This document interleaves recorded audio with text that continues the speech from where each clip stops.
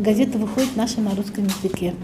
Вот. Мы сегодня посетили редакцию газеты Херсонской области. Да? Это газета областная, да, у вас, так я поняла, да? Меня вообще это так вот удивило, что у вас даже есть здесь музей. Вот эти вот первые компьютеры, да?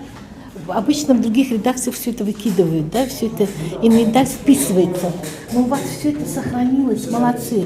Вообще газета такая красивая, очень нравится. Цветная газета выходит, вот почти каждый номер цветной, да, выходит.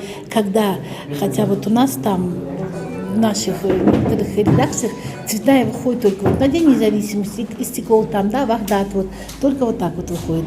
А так, чтобы каждый раз, ну, возможно, что на это хватает у вас средств, да, потому что если обуна хорошая, если подписка хорошо идет, значит и газета живет, да.